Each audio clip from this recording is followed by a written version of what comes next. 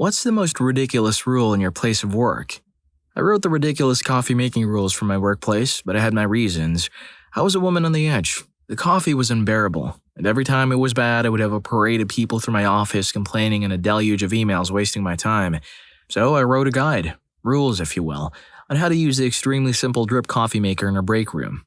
I emailed them to everyone and put 2 copies in the break room, one of them in the cupboard where the ground coffee was kept. I went through it with people who didn't understand. Minutes of everyone's time were wasted. No improvements, endless complaints to me, more of my time wasted. By this point, I was fed up with even hearing the word coffee. The sound of the coffee maker caused me to flinch, so I ordered the pre-packaged coffee grounds to take the measurement difficulty out of the equation. How could you get that wrong? I thought naively. On the first day of what I was sure would be a new world, a coffee nirvana, I went to the coffee machine with high expectations. The senior partner had been there before me. She had put 4 sachets of coffee into the machine and added enough water to make 6 cups of coffee. The first mouthful nearly ended us. I went over it again with her and returned to my office, confident that this was a one-time problem. After lunch, I went back to try and get a cup of coffee. My expectations were not so high. I witnessed another senior partner carefully opening the sachet of grounds and reaching for a teaspoon. She carefully spooned out a quarter of the sachet into the machine, filled the machine with enough water for 12 cups, and triumphantly threw the rest of the sachet away. I waited. We tasted it together, and she was appalled. She had no idea why it was so weak. I started a new pot, slowly filling it with despair as it brewed. I couldn't shake one thought. I work for a doctor's surgery. These people prescribe. I went back to my office. I ordered a giant container of respectable instant coffee and a padlock. I keep the ground coffee locked to my desk. I brew 4 pots a day. This takes less time than the complaints. And on my day off, they make do with instant. We have a kettle. People are welcome to bring their own filter coffee and do with it what they will, until someone can be trusted to make a pot of coffee that is not so awful as to inspire 8 people to email me multiple times a day, each one of them hitting reply all to create a small email firestorm in my inbox. This is the way things have to be. Story 2. At my last job at a store or cafe, an unspoken rule, one never explicitly communicated to me or my manager by our boss, was that we were not allowed to let a health inspector see anything they came to inspect while still getting a good grade. We followed health and safety laws, but our bosses didn't. We were one of the smaller stores and cafes, in a chain of over 20 stores and cafes. The health inspector must have realized that the health and safety breaches were the company's fault because we, the staff, were given near full marks for our health and safety responsibilities. However, the boss's responsibilities were a different story. There were no fly zappers in the store, despite flies being attracted by a bakery section. We had a fly zapper out back for over a month, but no one was ever sent to install it. There were no mouse or rat traps, only 1 sink. The law requires 2, one for hands and one for dishes, and no hot water. The counter where we put coffee down wasn't nailed down, and we actually had a customer attempt to sue over spilled coffee. Some of our bakery items were expired, but we were made to put them out because, according to our company's food manager, they looked okay, so they must be okay. The list goes on. Our manager ended up showing the health inspector months of emails, texts, and WhatsApp messages informing the bosses of these health and safety breaches and asking for them to be fixed, all of which were promptly ignored. Later that day, our boss called and screamed over the phone at my manager, telling him that it was all our fault and that it was our job to make sure the health inspector never found out about all that. Over the next week, she came in every single day. She watched us work from the office on the security camera and berated us for every little thing, making a massive deal out of everything. For example, I had a mini sneezing fit one of those days and was yelled at in front of customers because I was going to infect everyone and all our food. I'm glad to be out of that hellhole. Last I heard, a few of the stores she manages, 4 to 5 store managers, quit all in 1 week while she was on holiday. So she took over managing those stores, are failing with massive sales drops and mass employee quitting ever since she took over them. I hope to God she loses her job. Dude, how hard could it be to follow those simple rules? Story 3. Documenting your productivity. I work for one of the top 10 companies in the US. You might know them. They make crappy computers and really crappy printers. My job was reporting. I was very good with spreadsheets and somewhat enjoyed it. Because of this, every time something needed to be done like that, it came my way. Eventually, I had a mountain of work that was pretty impossible to finish on time. I started writing scripts, macros, and more auto-hotkey language than I even thought possible. More and more of my work was automated, and all I had to do was hit the on button. I could even leave my station and my work would finish itself. I got to the point where I'd remote in from home to start my work and just not come in for the day. My managers didn't care because I was doing the work of 5 people in ways they couldn't comprehend and getting them better numbers because of it. Then the productivity police came to power. I hate this woman. She implemented a policy where everybody had to report how they filled their day down to the minute in one of 14 categories. You were then given a productivity score. and anything under 80% was an automatic meeting with her, your direct supervisor, and their supervisor. I was safe for a while because my boss covered for me. However, the type of person that takes on this sort of role is usually the type of person everybody hates, who will go on personal missions for the pettiest things. Anyway, my score was always abysmal if I reported it properly.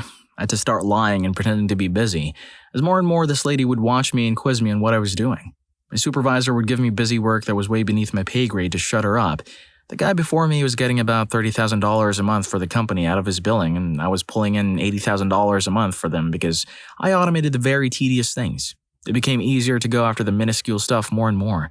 But here I was, pushing mounds of paper into a shredder machine to stay busy and keep the witch off my back. Lady, that's why they're paying him that amount, because he's good at what he does. Get off his back, jeez. Story 4. I used to work for the now long-defunct books, movies, and music store, Media Play. Just one of the 285 reasons that poorly run businesses ran into trouble was the tardy or attendance policy. If you were literally 1 second late clocking in, even hours before the store opened, it was a really, really big deal. You'd not only be formally written up, but lectured like a child, often berated as well. If you were tardy 3 times, bye-bye. However, if you no-showed and then called 2 hours later saying you were sick, the response was, "Okay, thank you, feel better." This trained everyone to just take a sick day instead of being half a second late to work. I can't tell you how many times you'd see a coworker screeching into the parking lot before work after fighting traffic from a wreck or whatever, noticing it was 8:01, and then slowly driving off to go home and feign being sick.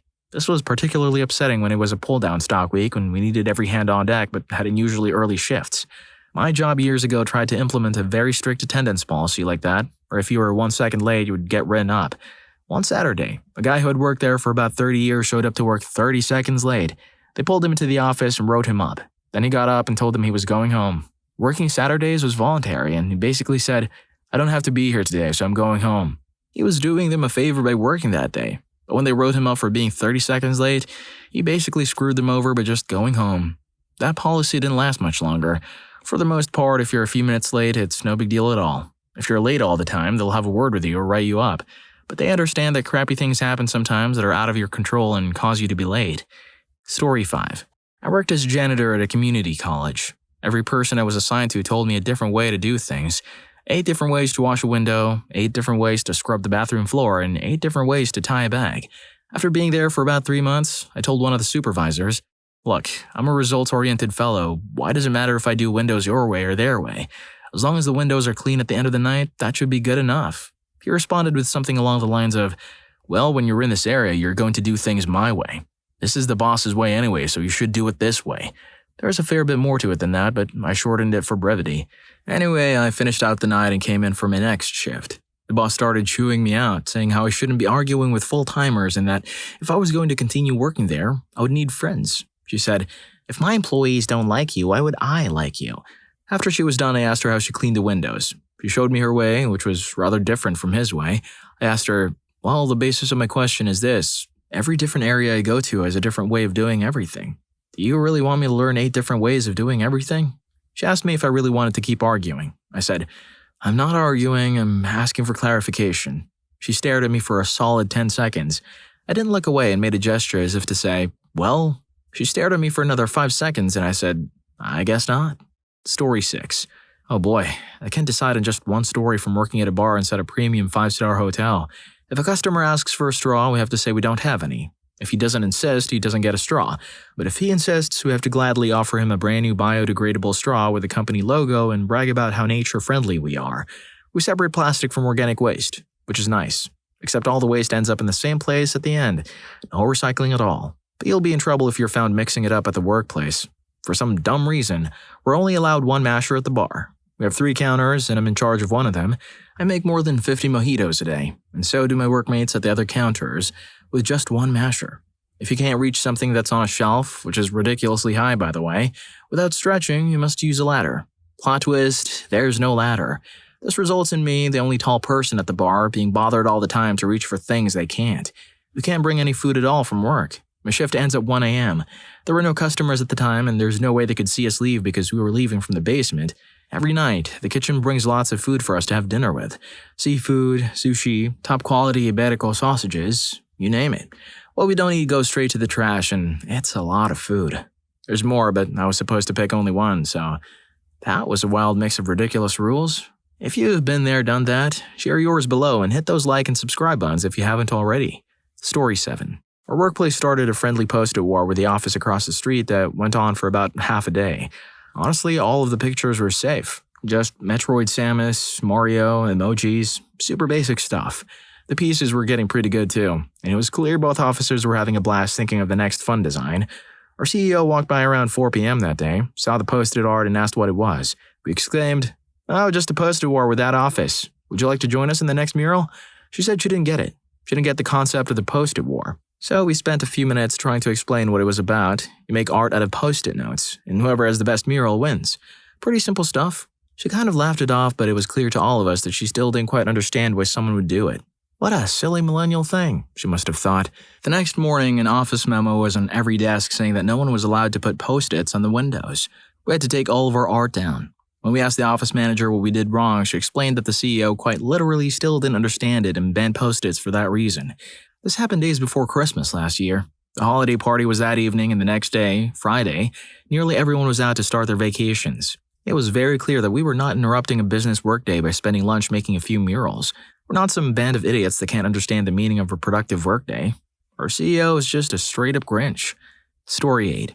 In my current work, I'm not allowed to make jokes, make political observations, or engage in anything not strictly work-related chat with customers. Zero-tolerance policy applies. This policy was implemented after a staff member complained because we mentioned Brexit a few times, which triggered her sensitive aversion to conflict. Additionally, I'm not allowed to leave 5 minutes early. Even when there are no customers on the premises, everything is tidy and everything is ready for the next day. There's no clocking in machine. Instead, there's this frustrating rule that encourages people to report on each other. Moreover, I can't park in the car park on weekdays between 4 to 5 p.m. because the spaces might be needed for overflow staff. Furthermore, if you log into your computer and fail to register with the audit service, you get locked out and reported as unwilling to work while being recorded. 3 strikes result in a formal warning.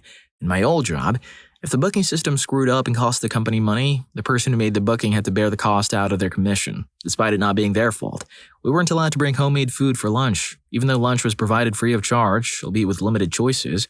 Moreover, if you gave a discount to secure a booking, the difference came out of your commission.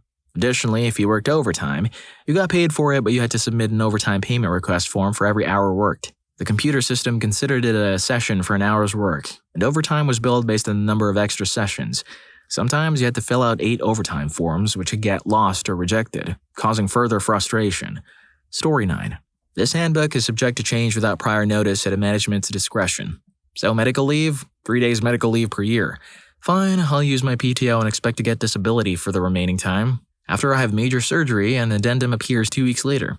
Medical leave for surgery must have written documentation from a doctor outlining your recovery schedule and when you may return to work. When I return on a limited schedule 6 weeks later, the HR manager comes into my office. You didn't have the authorization letter before surgery, so you better be here or face the unfortunate circumstance of disciplinary action. While I'm at it, since I've been under contract for 5 years, does anybody know about the legal definition of peonage? Also, I once needed a pen. I figured this was a reasonable ask. I went to the supply closet on my floor, which was locked. I asked the floor's admin. She told me to go to the main supplier room in the basement. I went to the basement and explained my situation about needing a pen.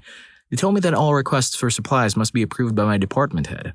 The problem is, being new, I never met my department head. She also worked in San Francisco. I worked in Milwaukee, so I needed to send an email introducing myself and asking her if I had permission to get a pen from the supply closet. I kinda get why the rule is there, but don't you think a pen is kinda overkill? Story 10. I currently have 30 days of paid sick time. I have had that many for over a decade. Since it doesn't roll over, it just accrues slowly until you have a month. In order to use sick time, you need a doctor's note. That all sounds reasonable, right? Here's the catch. You must take 2 unpaid days off before you can use any sick days. These are not paid retroactively. You just lose 2 full days of pay. Ostensibly, this is to stop people from using sick days as personal days because a doctor's note is not sufficient. Every time I bring this up with one of the bosses, on the rare occasions they don't stare at me blankly because do today 2 days and get paid retroactively out of sick time is apparently rocket science. They have confirmed that I am indeed screwed in this manner. But the silver lining is that I can't afford the deductible on the health insurance that costs me more than rent every month, much less than 20% of the remaining balance. So in the end, it doesn't matter how messed up my sick days are. Story 11. Not the most ridiculous, especially by virtue of what anyone else will say, but at my first job we had a clean desk policy. In other words, nothing on your desk besides what you're currently using. Pretty stupid by default, but me and a few others specifically working in IT often had to set up computers and laptops while also taking on support tickets at the same time. And we had no spare desks to use as a lab, so we couldn't set anything up anymore. We'd have to leave the office to do that part of our job. So we no longer could take calls, tickets, etc., and we just kind of messed around in the tech area, because otherwise, we'd have to climb stairs up and down every time we were going to work on some new machines, even servers. I told all of this to the superiors. They held fast. The price was an untold amount of tickets building up, new users not getting their machines in time, and a general decrease in productivity, ultimately leading to the company failing. Well, out of all the stupid rules, I think that one was the most stupid. Story 12. I work in retail and we have on-call shifts. Your name will be listed on the schedule for a certain time as you call in, so you have to call 1 hour before your shift to figure out if they need you to work for the day. You'd be listed as on-call for 2 p.m. and wouldn't know until 1 p.m. if you were working that evening. If you don't call in, it's considered not showing up for a shift, but there's no extra pay for the shift, whether they need you or not. So for 3 days of the week, I don't know if I have to work or not. I can't make any solid plans to do anything except call my work and ask if they need me. I can't imagine having children or the elderly that need taken care of because it would be such a hassle to arrange care for them just an hour before having to work. Story 13. A rule said, if you have time to lean, you have time to clean. Which fairly obviously meant if there was no work, then you should be cleaning things. It was at an aircraft servicing station that was fairly small, but we needed a crew of at least 3 people for larger planes. The problem was that sometimes there were just no planes, so there was no work. We would clean for a couple of hours and then just run out of stuff to clean. But according to management, that was no good. We had to be busy. It got to be that we would fight over work when it came in because everyone was so bored and finding pretend busy work was much harder than just working. I remember getting the crew together to pick up pebbles off the taxiway for a couple of hours. There's an old joke in aviation, go sweep the taxiway. So we actually did it. How were these rules created anyway? Like, what was the thought process? Some of these are crazy. If you enjoy this lighthearted roast of the most ridiculous workplace regulations, how about when you're somewhere else? Check out, what's the strangest rule at a friend's house? And don't miss story 2. It's kinda weird. See you there.